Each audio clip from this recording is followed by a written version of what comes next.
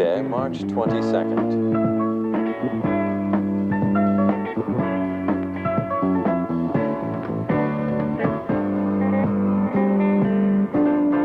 Today's top story, 2 new presidents for CUSA. We'll be back with more right after this.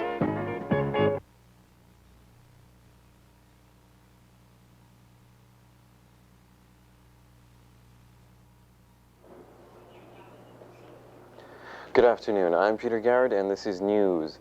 Mose Persico will have sports and Suzanne Dansereau looks at the entertainment calendar. Concordia student elections had a record turnout this year. Over 1,600 voters, or 7.6% of the student body, turned out to vote. The co-presidential election finished very closely, with the Terry Fenwick and François Lompré team winning 54% of the vote. With more details on the plans of our new presidents, here's Shelly Green. Counselor, and we're both finance VP and internal VP of the association. We've been in this for a long time. We're very committed to the student movement, and it's sort of the topping of a career, you could say. We're going for the top position. We think we have something we can contribute to it. And what do you think you can contribute that Tim Nellis and Craig McDonald can't? It's a loaded question. I guess basically the difference is we do have quite a bit of experience in the Student Association. We know where a lot of the problems are. We know where areas have been running well this year and in past years. We know where areas have been lacking in effort and people to work on them. I would suggest that's the basic difference between what Craig and Tim can do and what François and I can do. Yeah, and along the same lines in the education area, but for the individual student, we want to set up a student advocates program. Right now in the university, there's an ombudsman, but who's not allowed to handle educational issues. All academic problems, the student is on its own.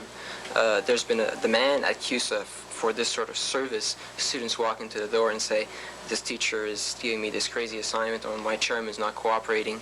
We want to have a student who is specifically assigned to taking care of these problems and lobbying for those students and going to represent them if they have an appeal or something like that. I was looking over your campaign promises, and I wanted you to make clear for me about fair exam schedule. You said you were working for that. Does that mean a more balancing of hours for exam scheduling?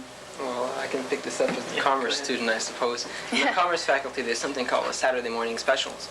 That's where all your first-year students have an exam Friday night, finishing at 11, and an exam Saturday morning, starting at 8 in the morning. There's routes that can be taken in the university. We can go to the Commerce Faculty Council, and if that doesn't work, we'll take it to Senate, where we can tell the administration, this is ridiculous, what are you trying to do here? Are you testing people's nervous system, or are you testing their knowledge? I think that if we made a concerted effort and we went to the proper university bodies and proper university administrators, we could make efforts and make gains in this area of exam scheduling. Lompré and Fenwick believe they can be the student's voice to administration. This has been Shelly Green with This Week at Concordia. 84% of voters were in favor of CUSA's new bylaws. This referendum result means that CUSA will now be incorporated. The legal ownership will pass from the university administration over to the students. In another referendum, students voted in favor of CUSA's membership with the Provincial Students Association NAEQ. Displays in the hall building entrance appeared on March 1st as part of Concordia's capital campaign. Most of the money to be raised will go to the funding of the new library center across the street from the hall building, as well as the expansions of the Vanier Library on the Loyola campus.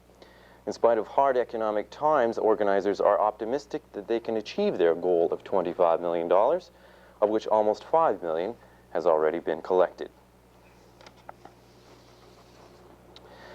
The reaction to Bill 105 and Bill 111 has taken shape in several ways at Concordia. The Concordia Board of Governors unanimously voted for a resolution criticizing the two bills. Apart from the Board of Governors, 36 members of the Education Department have sent off a petition that both teachers and students have signed. The Iranian Students Association had its cultural exhibition on the mezzanine level last Thursday and Friday. The exhibit featured handicrafts and displays about Iranian history and culture. All the material was privately owned, however, because the Iranian embassy refused to give any support to the students. There were also a few tables about recent events in Iran with information about the Islamic government and its human rights violations. Iranian students suffer from some very special problems due to the political situation in their homeland. Our news reporter Shelly Green investigated some of the problems of Concordia's many Iranian students. To find out some of the problems that Concordia Iranian students face, I'm talking with Ali Arlani, who's the chairperson of the International Students Association. What are some of the problems that you face? Iranian students, like other international students, they have some problems like coming to North America, living here. On the other hand, they have other problems which results from the situation back at home. Recently there was an attack on an Iranian student. Does this imply domestic problems have been carried over here? Yes. One of the unique characteristics of Iranians is that students usually they carry responsibility about what is going on back at home. At the same time, since Concordia has the most Iranian students in Canada, the government of Iran and their representatives in Canada, they try to spy or they try to control Concordia University students. And if they can do that, it means they can do in all over the Canada, in all the universities. That's why all the incidences are happening at Concordia, and one of them was a stabbing of one student in front of Hall building. This has been Shelly Green with This Week at Concordia. Well, back at CUTV, we want to wish the best to the Iranian Students Association. We'll be back in just a moment with Suzanne Dansereau and a look at the entertainment calendar.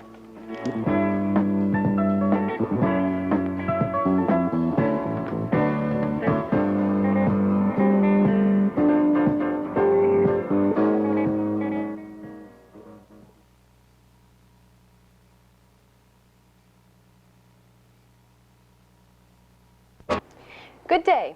The Faculty of Fine Arts Department of Music will be presenting 3 recitals of classical music. Starting on Thursday, March 24 at 8:30 p.m. will be Anne Varner and Louis Fabrice, flutist, accompanied on piano by Myriam Baron. On Sunday, March 27th at 3 p.m., a Spring Thaw recital will be performed by 3 artists: Mary-Lou Bazaraba, mezzo-soprano, Carolyn Christie, flutist, and Alan Grossman on piano. These concerts, along with another one being performed on Thursday, March 29th at 8:30 p.m., will take place at the Loyola Chapel, and the admission is free. There are very few places at Concordia, other than Reggie's, to relax. A refreshing change to this is the biology greenhouse located on the 13th floor of the Hall building. Here is our reporter with more information. Complain that the Hall building of the Sir George Williams campus is more an office complex than a university. However, with a little imagination and a trip up to the 13th floor, you are suddenly transported into a refreshing garden. This is the biology greenhouse, which is open to the public from 9 to 5 daily. Here you can find a sanctuary to escape the melancholy one often experiences on those long breaks between classes. If your busy schedule keeps you from enjoying the beautiful spring weather, you can always take a trip up to the biology greenhouse. And not only is it merely for observation, but there are plants on sale at tremendous prices. This is Noreen Zilberlicht reporting for This Week at Concordia. For jazz fans, keep your Wednesday nights free. On March 23rd, Loyola's Campus Central will be swinging to the sound of the Big Band No. 2 and the Jazz Flute Ensemble. The following week, the Campus Center welcomes the Jazz Vocal Ensemble. Admission to these concerts is free. This may come as a surprise to you, but your Concordia identification card can do more than get you books from the library. When you present your ID card at Jaggers, a bar on Mountain Street just below Sherbrooke, or at Rock on Stock Records on Crescent, you get 10% off the original price of your purchase. For further discounts, keep your eyes open to the advertisements in the link. Concordia Television and CFCF Channel 12 joined force to produce a program entitled FutureScope.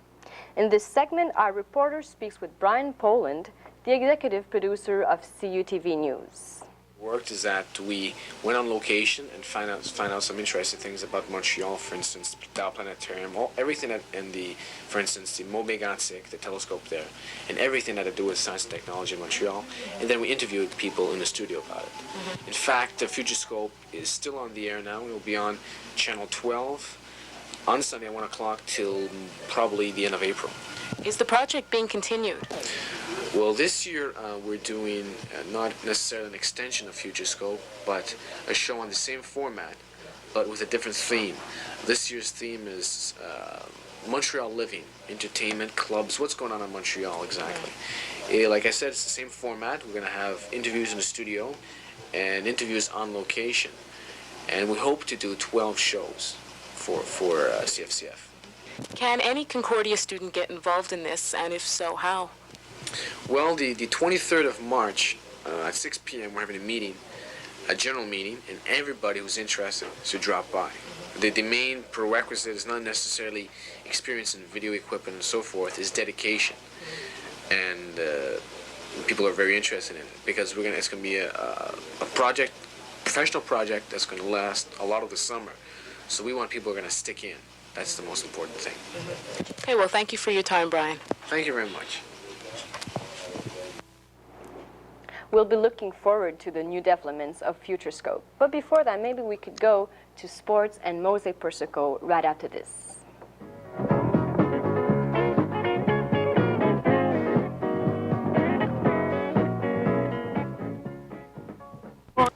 Good afternoon.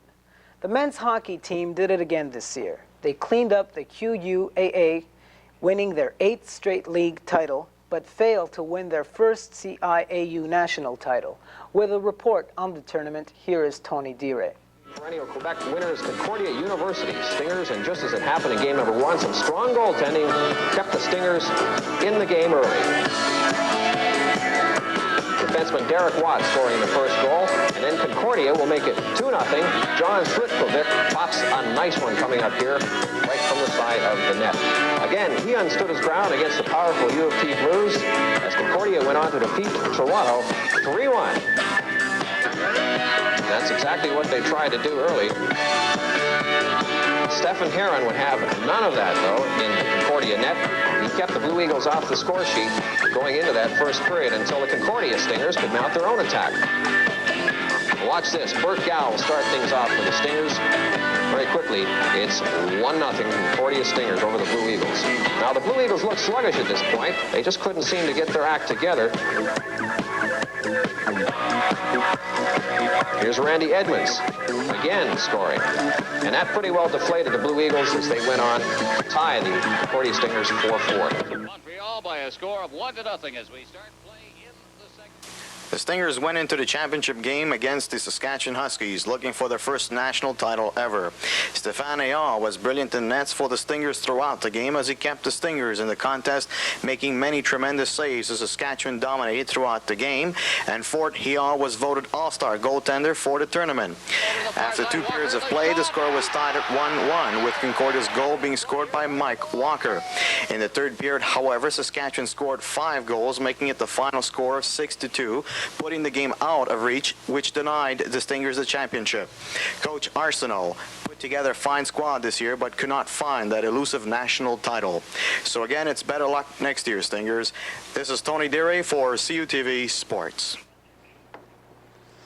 As an avid follower of the men's hockey team this year, the loss to the Saskatchewan Huskies in the CIAU finals was hard to accept. A lot of talking has been going on as to what exactly happened. Some say Saskatchewan had an easier time of reaching the finals, bombing teams with scores of 10-1 and 11-4, while Concordia was obliged to play top-ranked University of Toronto and hometown favorite Moncton University. This may sound like a good excuse, but when a team reaches the finals and has 1 period left to prove itself and they blow it, how valid can that excuse be? To all of this, they say, wait till next year. Yes, but with 11 regulars leaving the team this year, next season is beginning to look more like a rebuilding year for Coach Paul Arsenault and his troops. The 1982 ski season is finally over, with the women's ski team capturing the QUAA League title for the first time. The team was led by Kathy Ware, Kathy Holmes, Jill Eagleson, Jocelyn Clément, and Lorraine Alla. Coach Steve Koshnerik should be proud of his squad, and we wish him and his skiers continued success for the next year. And here at CUTV, we extend our congratulations to you all. Last week, the men's varsity basketball team season came to a close in Brandon, Manitoba, as they failed to win the CIAU Western Regional Finals and advance to the CIAU National Finals in Waterloo, Ontario. The Stingers played well in the tournament, but the loss of team leader and all-star forward Gary McKeegan hurt the team. The Stingers advanced to the regionals by capturing their fourth straight QUAA title. Next year, with many veterans returning to the lineup, the team should do well and possibly capture that elusive national title. Concordia is well known for all its varsity sports, but for those who can't make the varsity team or would just like to improve themselves, there are intramural sports. With a report with the intramural coordinator of Concordia, here is Tony Dire. We happen to have the opportunity to speak to the coordinator of intramural activities here at Concordia University, Vladimir Pavlicek. How do you feel about the degree of participation of the Concordia students in the intramural activities? Okay, our goal in the intramural department is to include as many students as we can, and also to provide them with programs of as high quality as possible. Our basic drawbacks are facility allocation. Obviously, we do not have as much space nor the time available in this space as we would like to have. The participation is quite good considering the competition that we're in with. Various clubs and YMCAs and so on downtown campus, and also the West Island students, let's say, that attend Loyola that are involved in activities or athletic events closer to their homes. For those students who happen to live near the campus or are interested in specific activities that we offer, the participation is quite positive. It has improved a lot recently. Our biggest task is to inform the students of what programs we have. Things like Sir George Intramural Hockey, we've managed to have 24 quite good teams, and we're just coming down to the final between the engineers team and the rink rats, which should be quite an interesting matchup. But for most part, the participation is quite good at Sir George as well as at Loyola. So we'd like to thank you, Vladimir Pavlicek, for having shared this time with us this day, and we wish you much success in the future here at Concordia. Well, thank you very much. And so, students, hopefully in the future we'll see much more participation from you in these intramural activities. I'm Tony Dury, reporting for CUTV Sports. And that's sports, Peter. Sorry that we had so much pessimistic sports in there, but we have to take the bad with the good. Are you trying it for the hockey team? No, are you? I'll get my shades guy. We'll see. And that's it for this week at Concordia for Tuesday, March 22nd, 1983. Join us again in 2 weeks.